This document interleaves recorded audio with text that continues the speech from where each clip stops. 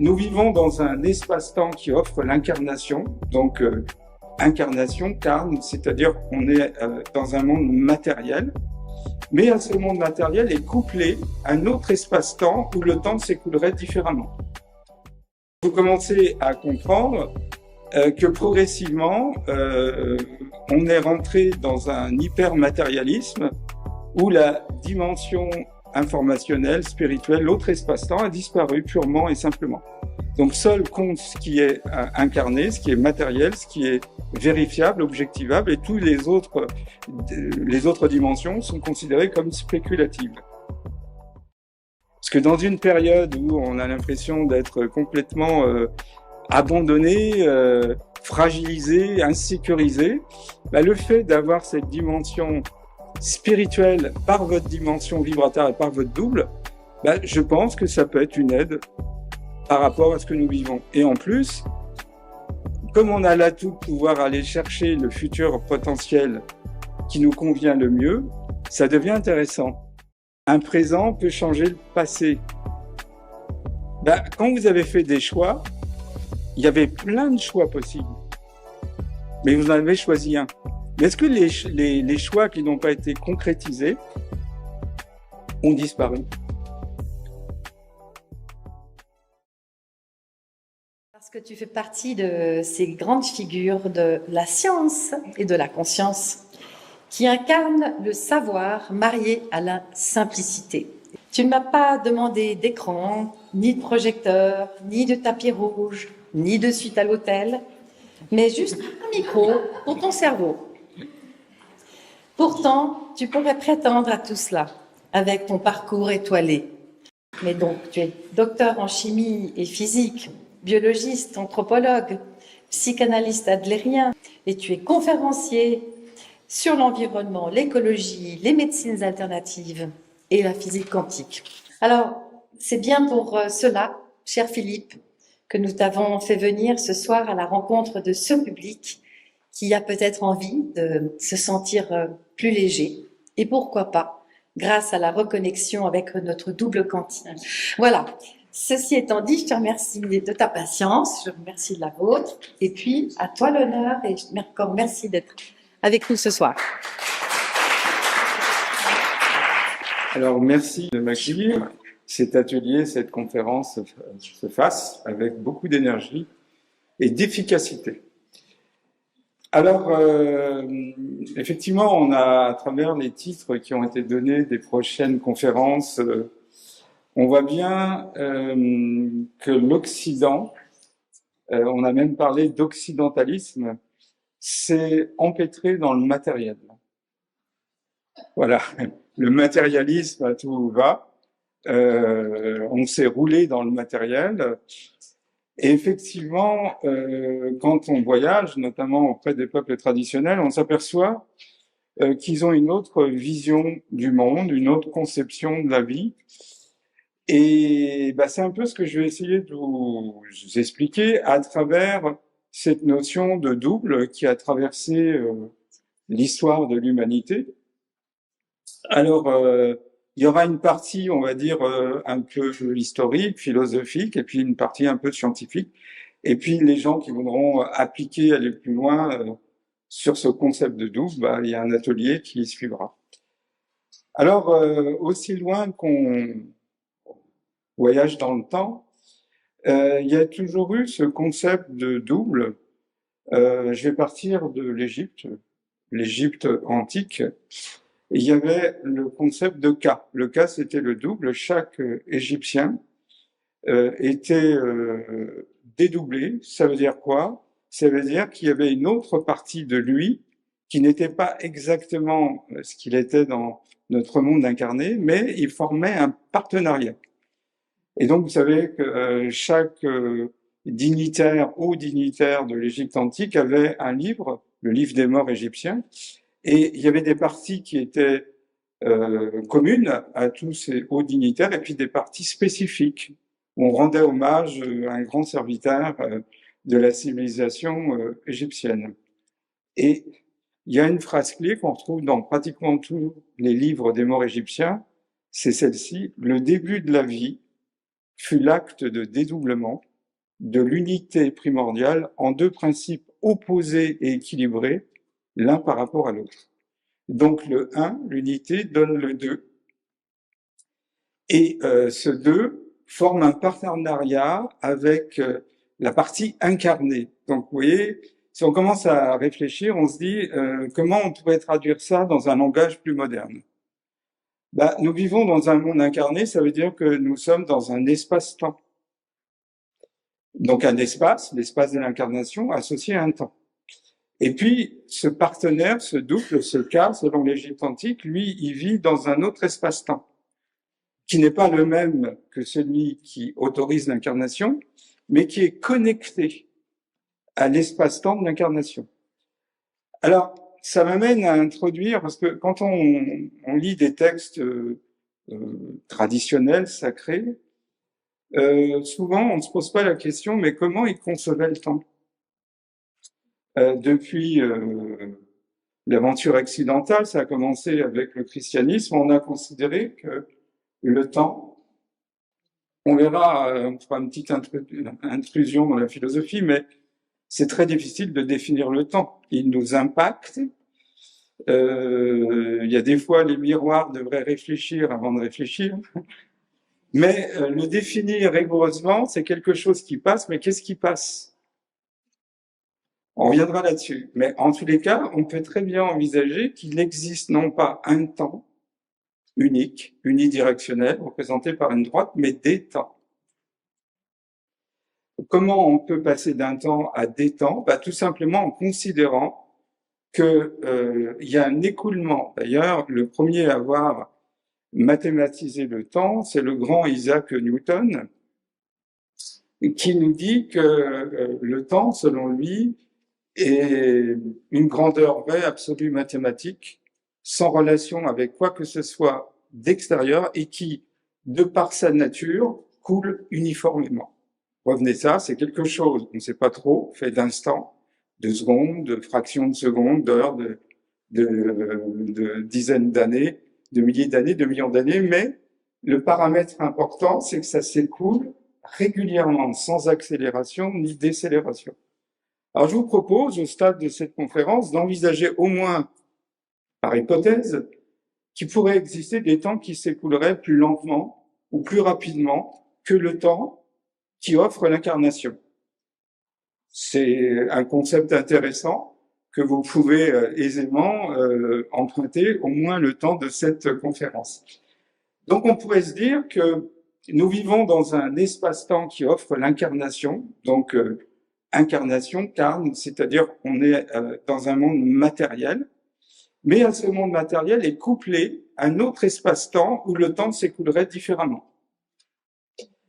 Et donc ça devient intéressant parce qu'on rejoint plein de traditions spirituelles où finalement on aurait un être incarné et puis associé à cet être incarné, dans cet autre espace-temps associé à l'espace-temps de l'incarnation, eh bien on aurait un être informationnel. À ce moment-là, ça devient assez intéressant parce que quand vous avez des temps qui s'écoulent à des vitesses différentes, ici on considère deux temps, on peut très bien considérer qu'il y en a un qui est la cause et l'autre qui est l'effet. Et si l'espace-temps qui s'écoule différemment du temps de l'incarnation, plus lentement, eh bien, le fait que le temps s'écoule plus lentement n'autorise pas l'incarnation. Mais ce temps qui n'autorise pas l'incarnation est couplé à l'espace-temps qui autorise l'incarnation. À ce moment-là, vous avez un être incarné, et à cet être incarné est associé un autre être qui, lui, est informationnel, vibratoire, lumineux. Mais comme le temps s'écoule différemment, eh bien, il a une autre expérience que nous. Et cette conception, vous la retrouvez également dans la Grèce antique, où on va prendre un auteur bien connu, Platon, qui dit « entre l'être indivisible et qui reste toujours le même, le seul être qui ne soit pas divisible, c'est le divin ». Il mélangea l'être divisible dans les corps, et à partir du mélange des deux premiers, il forma une troisième forme d'être. C'est-à-dire qu'il envisage que chacun a un partenaire de vie et que l'ensemble forme une entité. On n'est pas dans la séparation, c'est simultané. Et cette vision, vous la retrouvez également chez les peuples traditionnels, où vous avez un monde visible et un monde invisible. Et donc, dans le monde invisible, vous trouvez une sorte de représentant informationnel ou immatériel de tout objet inerte ou vivant. Et cet espace-temps, on va dire invisible, est la vraie cause de ce que nous vivons ici. Alors, c'est intéressant parce que dans le débat, où il y en a qui considèrent que je ne vais pas rentrer sur les causes du réchauffement climatique, y a-t-il un réchauffement climatique, une dérégulation climatique, est-ce que le carbone est impliqué directement ou encore c'est une astuce pour avoir un contrôle? Les peuples traditionnels considèrent que le monde invisible, c'est un espace de potentialité. Et que si ce monde invisible est la cause de ce que nous vivons ici et qu'on le dépollue, et ils ont des moyens de les dépolluer, ça se fait par des danses, des rituels, etc., il n'y a aucune raison ici qu'il y ait une catastrophe écologique.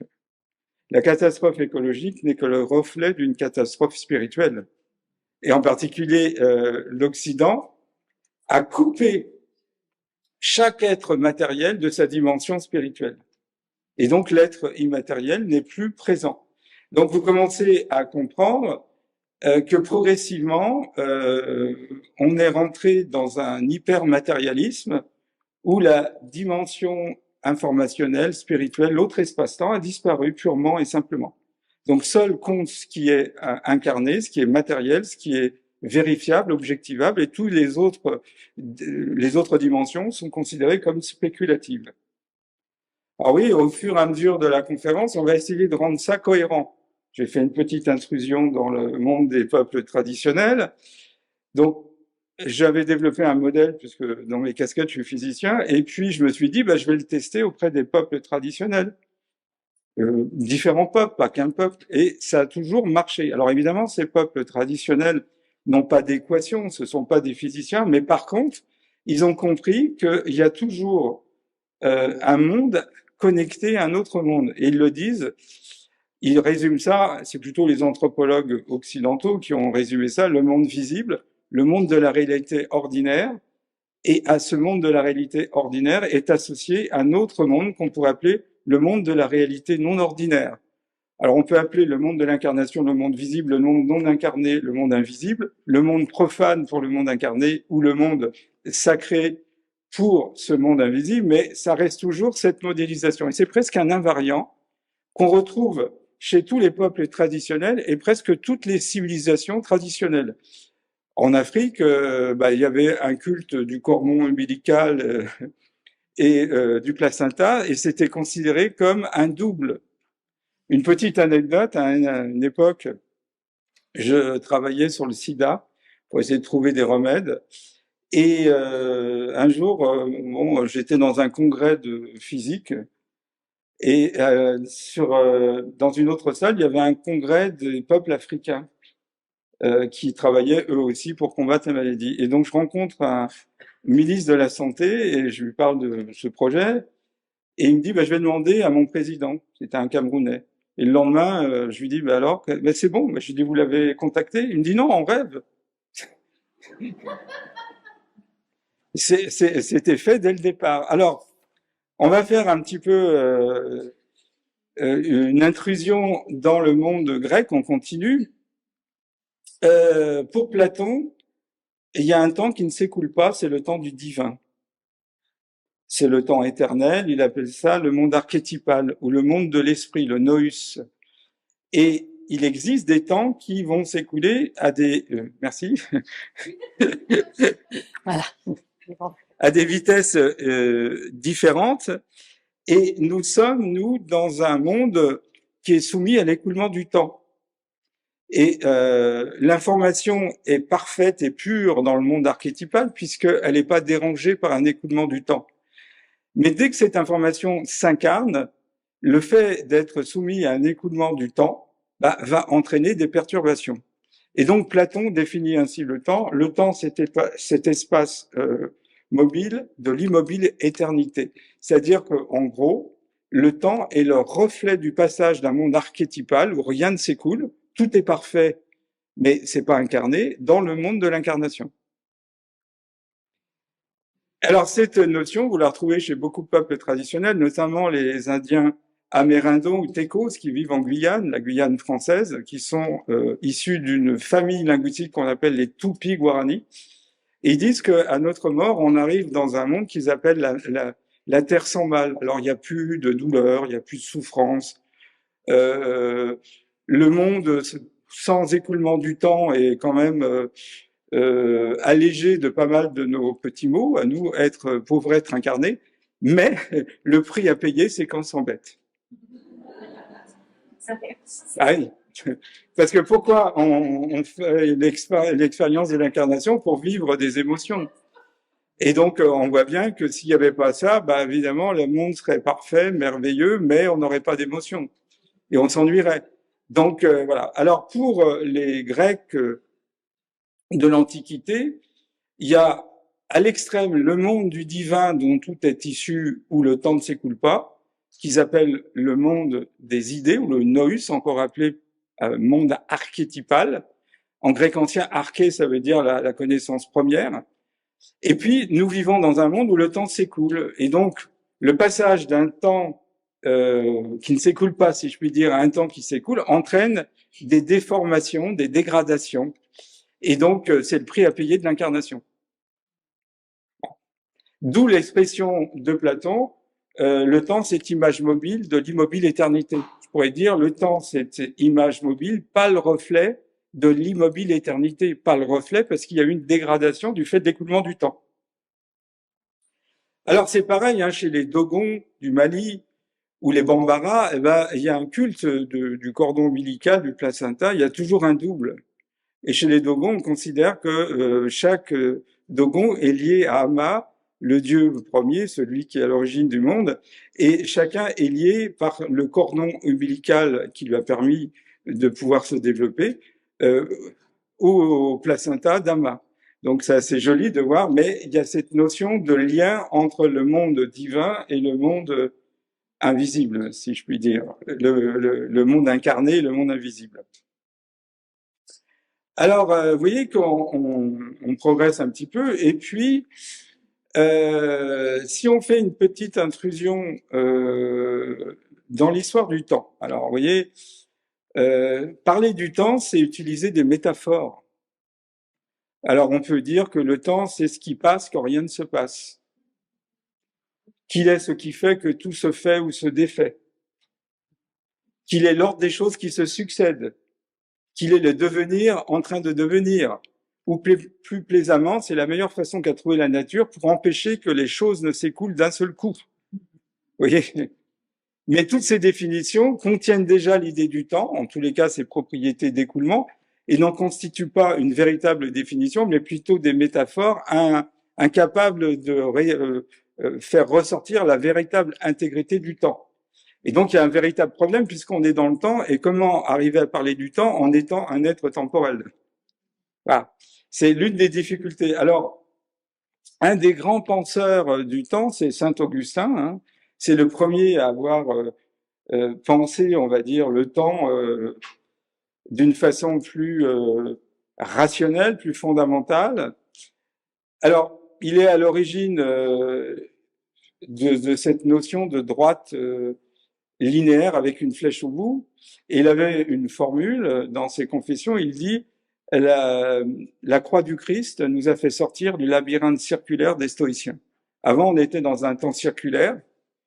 Et si vous réfléchissez, le temps circulaire est embêtant pour une société comme la société occidentale parce que, imaginez un cercle. Si vous prenez, par exemple, à gauche un point, c'est un présent qui devient vite un passé. Mais tout le reste, c'est du futur. Donc, à un moment donné, le futur va repasser par le passé. Donc, il n'y a plus de progrès. Et c'est embêtant pour la société occidentale parce que on parle d'évolution historique. Alors, en l'état actuel de nos connaissances personnelles, est-ce qu'il existe un progrès en Occident? Vous voyez, vaste débat. Le temps est passé. Il y a, pour moi, on peut représenter si on change de représenter la droite, déjà, comment on sait qu'on est sur une droite? Il faudrait qu'on soit au-dessus de la droite pour savoir qu'on est sur une droite.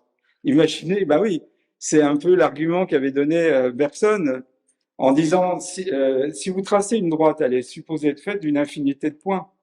Bon, la droite est statique, mais le temps, le présent à peine arrivé disparaît pour donner un passé. Donc, ne serait-ce que définir une durée, si on réfléchit, c'est quelque chose d'intuitif, mais la définir rigoureusement, c'est beaucoup plus difficile parce que c'est éphémère, c'est pas comme une droite. Donc, ce que reprochait Bergson à l'Occident, en tous les cas à la physique de son temps, c'est d'avoir spatialisé le temps. Et le temps est un parent pauvre de l'espace-temps parce que si vous prenez notre espace, il y a 3 dimensions, longueur, largeur et épaisseur. Et le temps, bah, c'est une dimension 0. C'est-à-dire que le point, c'est sans dimension, dimension 0. Une droite est faite d'une infinité de points, dimension 1. Pour faire un plan, il faut 2 droites. Et pour faire un volume, il faut 3 droites. Donc le volume est associé à une dimension 3. Le plan a une dimension 2, la droite a une dimension 1 et le temps a une dimension 0. Donc vous voyez que l'espace a une complexité dimensionnelle que n'a pas le temps.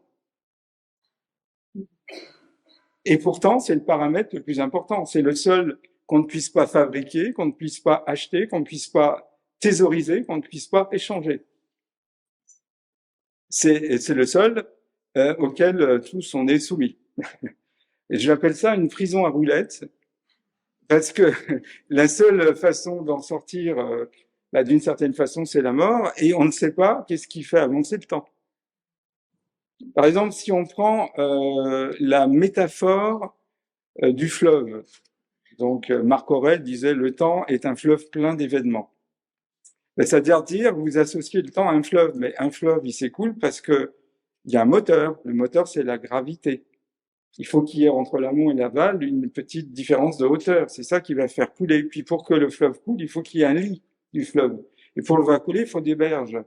Alors moi, j'ai envie de vous poser la question, où est le lit du temps? Où sont les berges? Et quel est le moteur qui fait écouler le temps?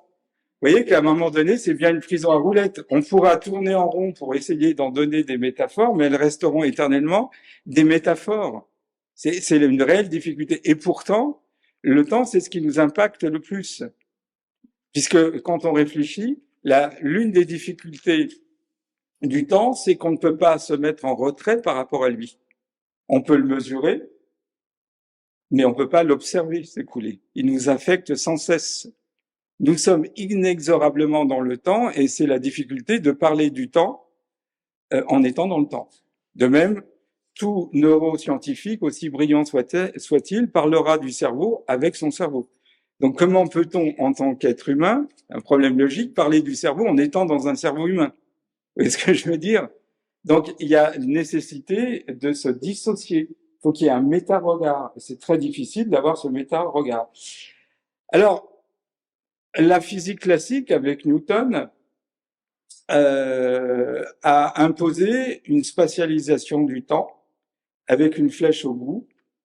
Ça veut dire qu'il y a un écoulement unidirectionnel. Le présent laisse la place au futur, et pour qu'il laisse la place au futur, il faut que le présent aille rejoindre le passé. Alors, y a-t-il un cimetière au passé? Est-ce que le passé est vraiment révolu? Où va le passé?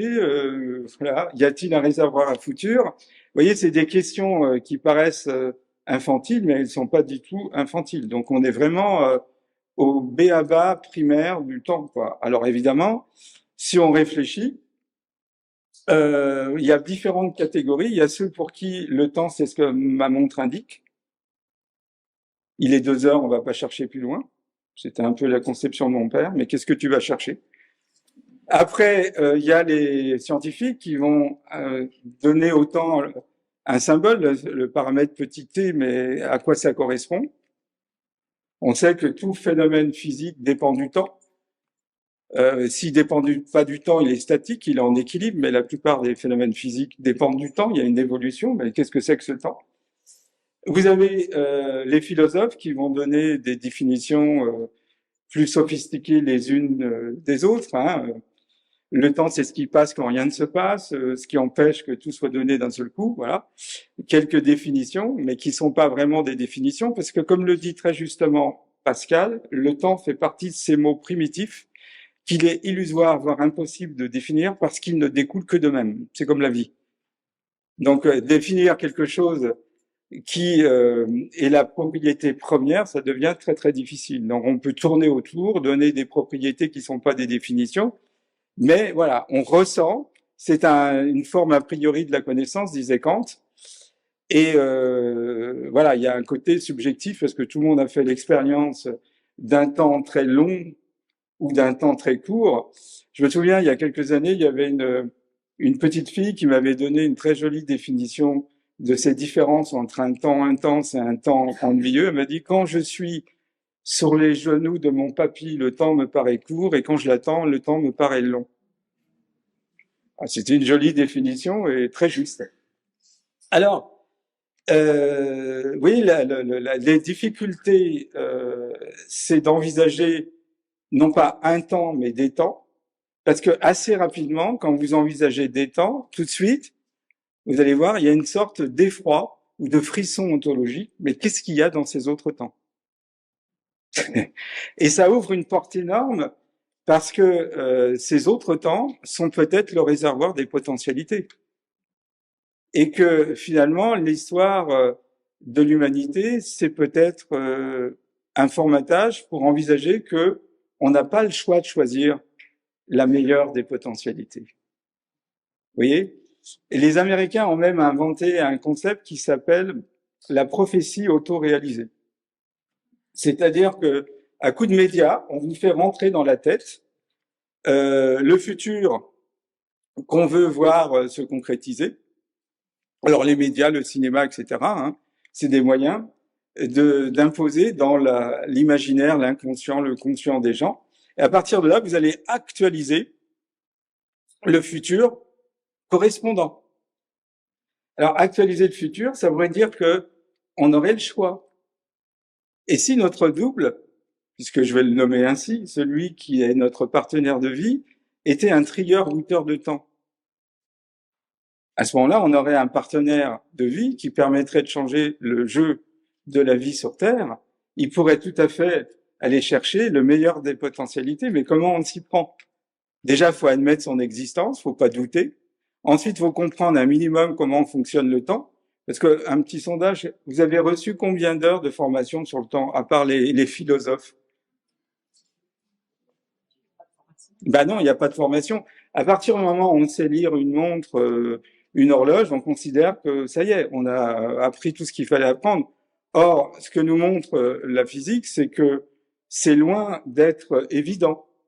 Donc la physique classique nous modélise le temps comme une droite unidirectionnelle avec une flèche au bout.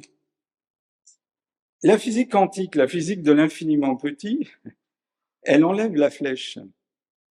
C'est-à-dire qu'on peut avoir un écoulement du présent vers le futur, mais également du futur vers le présent. Ça change beaucoup. Et quand on interroge une particule au présent, on peut changer son passé. Alors, on peut avoir une minute de silence pour les cosmologistes qui essayent de comprendre les débuts, les premiers instants du Big Bang, parce qu'en voulant comprendre comment ça s'est passé, ils changent les conditions. Donc le mystère reste éternellement mystère. Alors, ce qui est intéressant, c'est de prendre des modèles en défaut. Vous voyez, par exemple, vous avez des gens qui vont faire des NDE et ils vont voir le futur de leur vie ou de leurs proches bien plusieurs années avant que ça se passe. Donc c'est des mutants qui sortent du formatage du temps et qui sont en train de nous montrer que peut-être ce qu'on appelle un état de conscience ordinaire, c'est quand notre corps énergétique et notre corps matériel sont associés, couplés. Mais si à un moment donné, vous avez un découplage entre ce corps énergétique et votre corps matériel, eh ben, vous avez des états de conscience modifiés.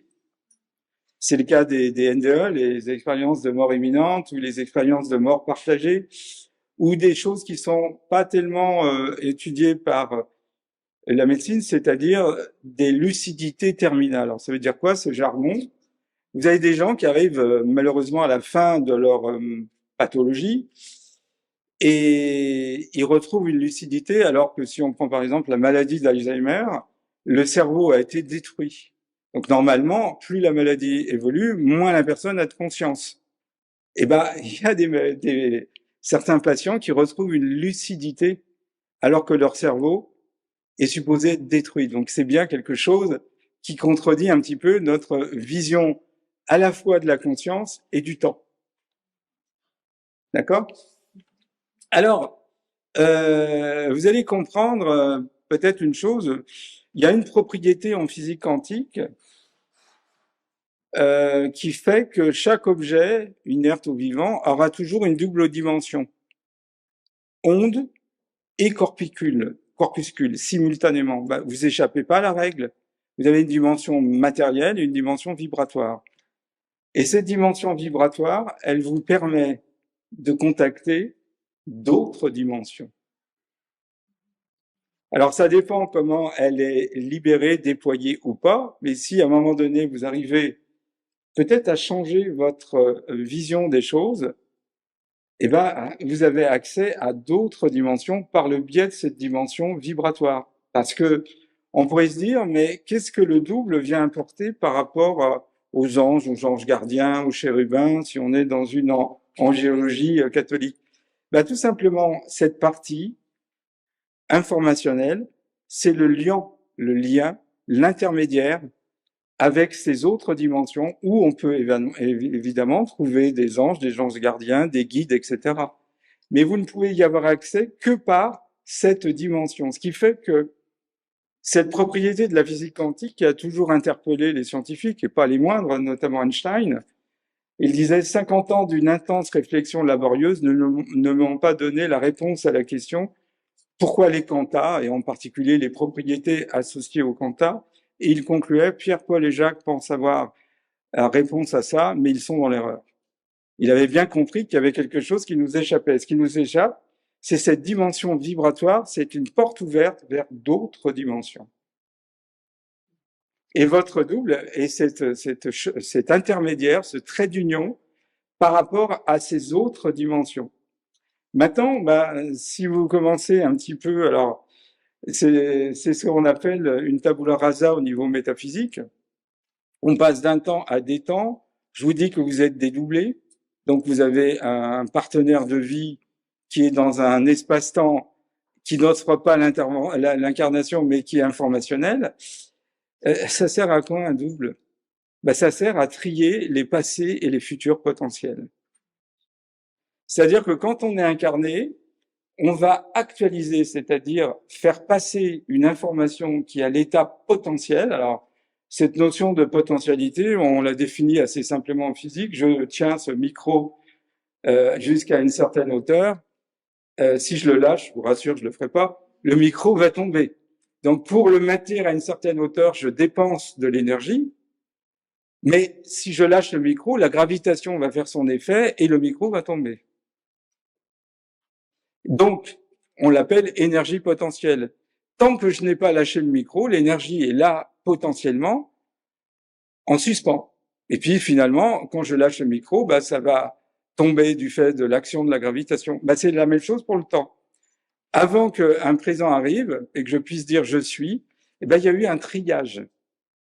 Il y a eu un triage avec des passés potentiels et des futurs potentiels et qui vont être actualisés. Donc notre double est un trieur de ces futurs potentiels.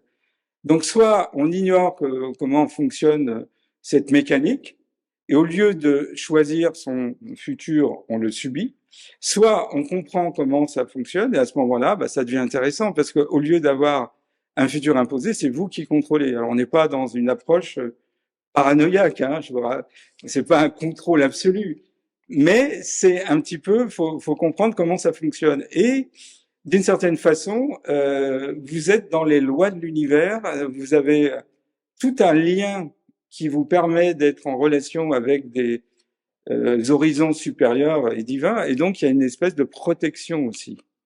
Parce que dans une période où on a l'impression d'être complètement abandonné, fragilisé, insécurisé, bah, le fait d'avoir cette dimension spirituelle par votre dimension vibratoire et par votre double, bah, je pense que ça peut être une aide par rapport à ce que nous vivons. Et en plus, comme on a l'atout de pouvoir aller chercher le futur potentiel qui nous convient le mieux, ça devient intéressant. Parce que, à ce moment-là, notre double, qui est dans un espace-temps qui s'écoule plus lentement, il est lié aux lois qu'on pourrait appeler spirituelles et pas matérielles. Donc les lois spirituelles sont souvent associées à des temps lents, qui s'écoulent lentement. Or les lois spirituelles, bah, vous savez, c'est vie, vérité, amour, âme, entendement, principe. Enfin, on pourra les définir dans l'atelier. Et les lois spirituelles ne sont pas les lois matérielles. Donc, effectivement, j'ai eu un parcours universitaire, mais je suis pas un docteur de la loi spirituelle. Je l'ai découvert progressivement. Et donc, c'est toujours difficile pour des gens qui ont fait un long parcours de se dire qu'ils sont docteurs de la loi matérielle, mais pas de la loi spirituelle. La loi spirituelle, elle a des règles, des principes qui sont parfois différents de la loi matérielle et souvent différents de la loi matérielle. Ce qui fait que nous oscillons entre un être incarné qui est soumis à la loi matérielle, qu'on appelle parfois la loi générale. Et donc, bah, vous connaissez, hein, vous rentrez dans un poteau, bah, il y a un choc, voilà. La loi matérielle, vous vous rendez pas compte, mais vous avez été formaté par tout un ensemble de scientifiques qui ont cru décrire le monde tel qu'il était, mais ils l'ont décrit du point de vue de la matière. Ils l'ont pas décrit du point de vue de l'information spirituelle, de l'immatériel. D'ailleurs, en physique, on voit bien, si vous voulez décrire un objet matériel, vous allez utiliser la mécanique céleste qui va décrire comment les planètes tournent autour du Soleil, la mécanique du point, si vous avez un point matériel, etc. Il y a différentes formes de mécanique. Mais si vous voulez décrire un rayon lumineux, comment il se propage, comment il interagit avec la matière, bah, c'est l'optique. Vous voyez bien qu'à un moment donné, vous pouvez pas expliquer avec les lois matérielles, la mécanique, comment un rayon lumineux se propage, et vice versa. C'est pas les lois de l'optique qui vont vous expliquer comment une planète fonctionne. Et pourtant, nous avons un paradoxe, c'est-à-dire nous avons simultanément accès à la loi matérielle et à la loi spirituelle. Ce qui fait que l'être humain, il est parfois dans la loi spirituelle, parfois dans la loi matérielle. Il est en tension permanente entre les deux. Alors, suivant les traditions, on a dit que l'homme matériel, c'était l'homme mortel avec ses peurs, ses formatages, et puis sa dimension spirituelle bah, l'amène à être un être éternel. Et il y a même un troisième être, c'est la tension, le doute,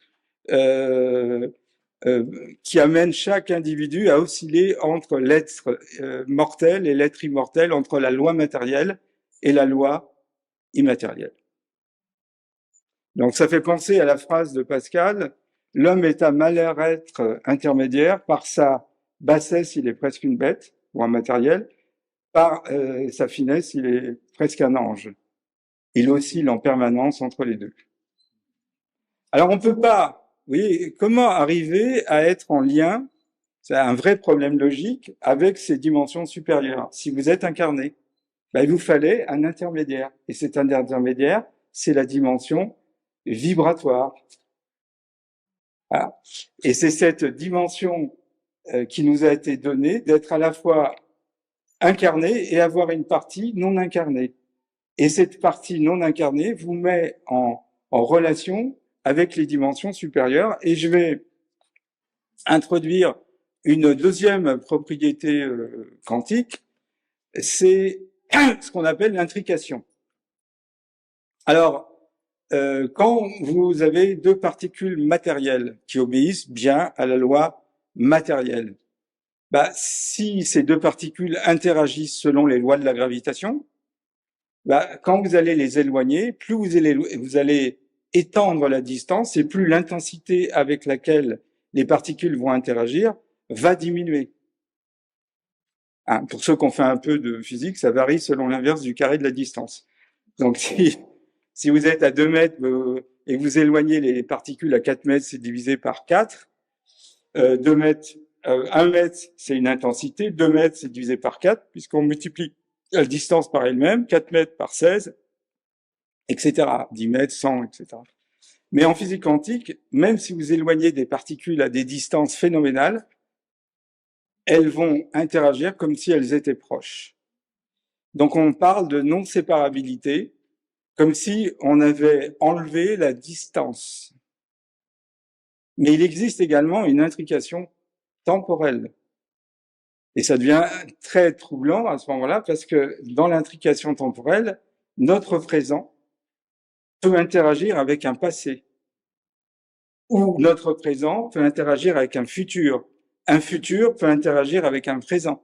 On peut très bien envisager qu'un futur précède un présent. À ce moment-là, on fait complètement éclater la droite du temps, où, selon l'éducation qu'on a tous reçue, c'est une droite, on a spatialisé le temps, on a mis une flèche au bout, ça s'écoule avec une vitesse uniforme. La branche qui va du passé au présent sur ma droite, elle est définie une fois pour toutes, on ne peut pas la modifier, et puis celle qui va du présent au futur, elle est aléatoire, indéterminée. La droite qui sous-tend la physique quantique, elle est aussi indéterminée dans la branche qui va du passé au présent que dans celle qui va du présent au futur. C'est des points d'interrogation. Et le présent peut changer le passé. Alors, évidemment, c'est un peu confrontant pour des êtres soumis à la loi matérielle. Comment un présent peut changer le passé? Quand vous avez fait des choix, il y avait plein de choix possibles, mais vous en avez choisi un.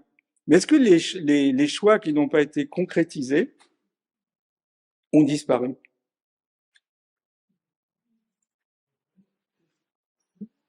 Chaque choix non réalisé est porteur d'un développement temporel. Vous êtes d'accord? C'est porteur d'un développement temporel. Donc, effectivement, le travail d'une thérapie, quand on fait un travail de thérapie, on travaille au présent pour changer parfois le potentialité passée et amener un autre futur. On sait très bien que si vous avez une cristallisation d'un type de passé, un traumatisme, ça va complètement empoisonner votre vie. Donc ça change complètement. On pourrait définir la maladie comme une adaptation entre votre passé et votre futur. C'est une adaptation temporelle. Alors, évidemment, c'est un atout de taille parce que dans les lois divines, qui sont différentes des lois matérielles, le futur, il est souvent choisi en harmonie avec ce qui était prévu pour la Terre.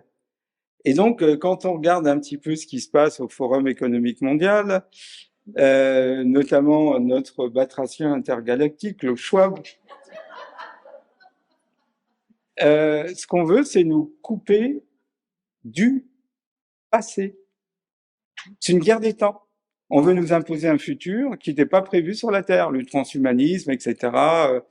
Et vous voyez bien que si on regarde avec un premier regard, on dit bon, c'est une guerre de civilisation, une guerre économique, voilà. Mais si on va plus loin, c'est une guerre spirituelle, et si on va encore plus loin, c'est une guerre entre le passé et le futur. Il y a des peuples qui veulent continuer à vivre comme vivaient leurs ancêtres, c'est les peuples traditionnels, voilà. Et puis il y a des endroits de la planète soumis à l'occidentalisme, terme qui est dû à Alexandre Zinoviev, un logicien russe dissident du régime de l'ex-URSS, qui, eux, veulent nous imposer un futur complètement coupé du passé de la Terre. Et donc, on voit bien qu'entre les sociétés traditionnelles ou les civilisations traditionnelles et l'Occident, il y a ce qu'on appelle un attracteur. Alors, qu'est-ce que c'est qu'un attracteur? C'est issu de la théorie du chaos. Quand vous avez beaucoup d'atomes ou de molécules qui ont chacun une trajectoire, à court terme, ça paraît chaotique. Et puis, quand on laisse le système tourner sur une longue période, ben, il y a un attracteur qui apparaît. C'est-à-dire que l'ensemble des trajectoires convergent vers un point d'attracteur. Alors, par exemple, un attracteur que vous connaissez tous, c'est l'équilibre. C'est un attracteur.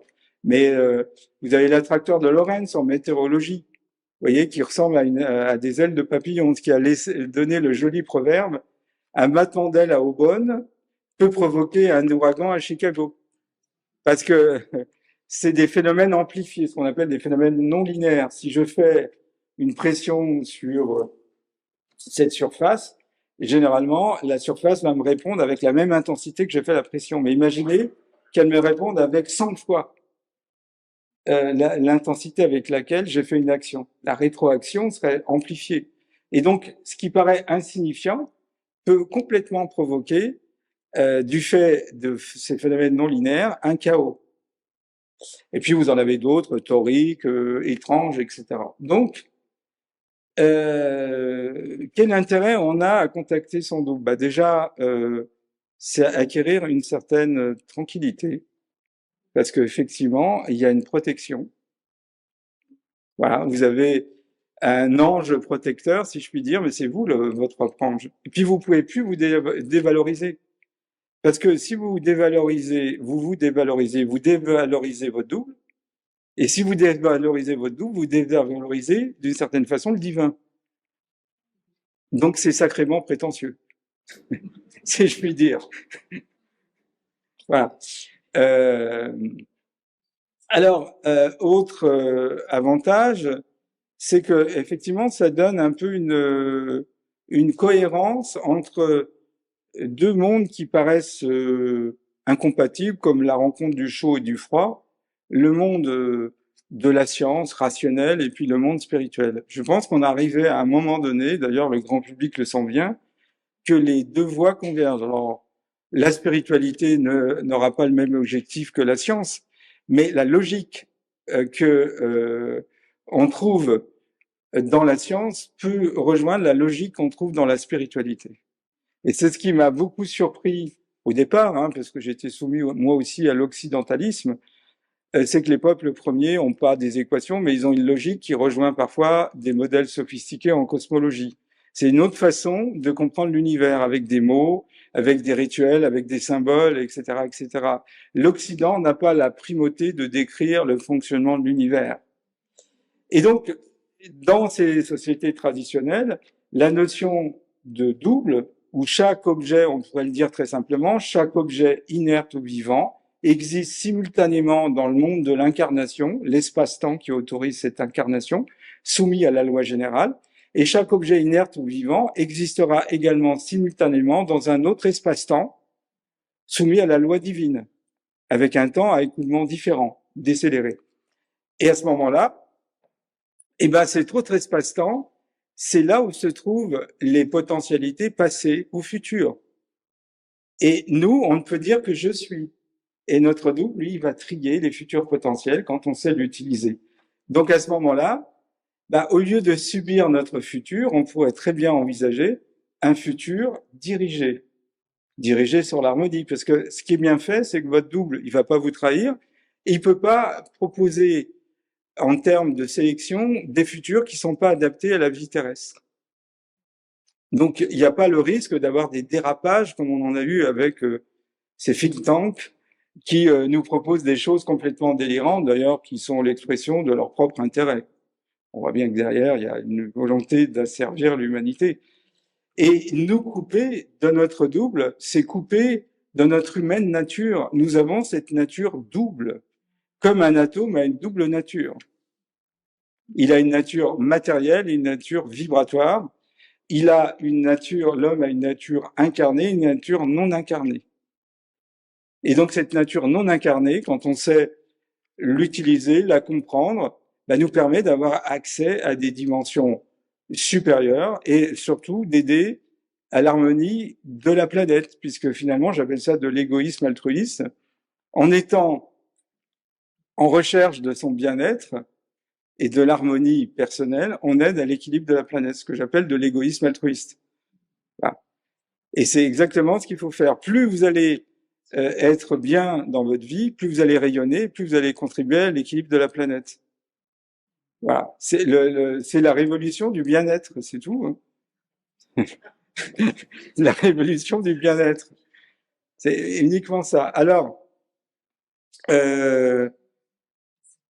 qui essaye d'incarner le plus possible ce monde archétypal? Bah, c'est l'artiste. L'artiste, il essaye d'être dans le prototype. L'artisan, il est dans le type. Vous voyez, c'est une petite dégradation. On sent bien qu'entre l'artisan et l'artiste, il y a une petite différence. Un artisan peut être un artiste, mais il a moins d'exigences que l'artiste qui va peut-être faire une pièce unique. Et puis après, vous avez le monde industriel qui est dans le stéréotype. Puis au bout de la chaîne, vous avez le pauvre type qui croit acheter un prototype, évidemment vendu par un sale type. Donc c'est une déclinaison prototype, type, stéréotype, voilà, et sale type. Alors, bah, ça a toujours été comme ça. Si vous regardez pourquoi les anciennes civilisations se seraient trompées. Est-ce que vous considérez qu'on est plus intelligent que Platon, Aristote ou les gens qui nous ont précédés? Non. Donc ils se seraient tous trompés. Vous voyez, je veux dire, l'Occident aurait le privilège du bien penser. Alors plutôt que balayer cet aspect-là, il faudrait au contraire essayer de comprendre comment ça s'est développé. Et vous voyez, si je reprends la formule de départ qu'on trouve dans le livre des morts égyptiens, le début de la vie fait l'acte de dédoublement de l'unité primordiale en deux principes opposés équilibrés l'un par rapport à l'autre. Le 1 donne 2. Et donc vous retrouvez dans l'évangile de Thomas, du temps où vous étiez 1, vous avez fait le 2. Alors étant 2, que ferez-vous? Et quant à Pythagore, il disait, le commencement est la moitié d'un tout. Alors si le commencement est la moitié d'un tout, on est dans la moitié de quelque chose. Bah. Et cette autre moitié, qu'est-ce que c'est? Ben, moi, j'ai une interprétation qui m'est personnelle, c'est notre double. Et d'une certaine façon, vous voyez, de plus en plus, on popularise ces univers parallèles qui sont loin d'être une tentative science-fictionniste, c'est très rigoureux, c'est-à-dire, je vais essayer de vous le faire comprendre. Le problème fondamental de la physique quantique, un des problèmes, c'est la mesure. Avant que vous de faire une mesure, les particules peuvent être simultanément au nord, au sud, à l'est et à l'ouest. Ils sont aux 4 points cardinaux. Mais quand on fait une mesure, on va peut-être connecter la solution nord. Et donc, la question qui se pose, que sont devenues les solutions est, ouest et sud? Donc, il y a l'interprétation orthodoxe, comme on dit, de Copenhague, due à Niels Bohr, un des pères fondateurs de la physique quantique, qui dit les autres points cardinaux ont disparu, est, ouest et est. Et puis, il y a d'autres physiciens comme Wheeler, Hugh Everett, pour ne citer que deux, qui eux disent, non, si dans notre univers nous avons mesuré la solution nord, dans un autre univers parallèle, le même expérimentateur a pu mesurer la solution sud, puis dans un autre univers parallèle aux deux autres, il a mesuré la solution est. C'est très rigoureux, mathématiquement. C'est pas un tour de passe-passe, c'est pas du New Ageisme, etc. Donc, vous comprenez que peut-être que grâce à notre double, il y a d'autres univers où, au lieu d'avoir un monde en guerre à feu et à sang, comme on dit, soumis au shakespearianisme, un monde de bruit et de fureur, on a des univers plus harmonieux. Et c'est ce que nous disent d'une certaine façon les chamans, les bons chamans. C'est ce que disait Gréséor, j'ai vu le monde derrière le monde. Ça veut dire quoi? Il a vu le monde derrière le monde. Donc on dit que le réel est voilé. Ce qu'avaient très bien compris les impressionnistes, parce qu'ils ont Claude Monet, Impression du soleil levant, ils ont vu qu'avec le soleil, l'objet prenait une forme comme si le but, c'est de retrouver l'objet derrière le rayon lumineux. Et donc, il existe d'autres dimensions qui ne sont pas vérifiables ici, voilà, mais qui existent avant la mesure. Donc, mesurer, c'est perturber. Donc, vivre, c'est perturber. Et donc, le problème de vivre, c'est quelle potentialité je vais choisir. Voilà. Et on peut donner cette nouvelle définition du temps, au lieu d'envisager quelque chose qui s'écoule sans qu'on sache trop à quoi ça correspond, cette espèce de prison à roulettes, on voit dire que le temps, c'est une mécanique à transformer une temporalité potentielle en présent. Donc, on parlait de constellation familiale. Vous avez des gens qui peuvent être embêtés par la vie d'un de leurs aïeux sans qu'ils sachent vraiment qui il était. Bah, qu'est-ce qu'ils ont? Ils se sont connectés par intrication au passé de cette personne, ils l'ont ramené dans leur vie et ils ont payé les conséquences. On peut très bien envisager également que des gens aillent chercher un autre futur avant que le présent donne un futur, c'est-à-dire le futur préexiste avant le présent.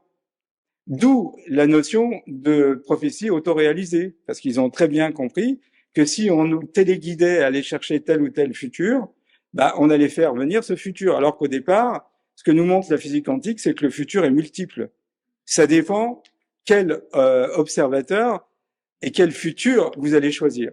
Donc évidemment, si on se regroupe en voulant des choses relativement simples, parce que je pense que tout le monde ici veut vivre en paix, en harmonie, on n'a pas envie de faire la guerre à son voisin, on a envie de continuer à vivre comme vivaient nos parents, en gardant notre humanité avec un progrès raisonnable. On n'a pas envie de tout ce qui nous est imposé, parce que le transhumanisme, le plus sage, voilà, l'immortalité promise, etc.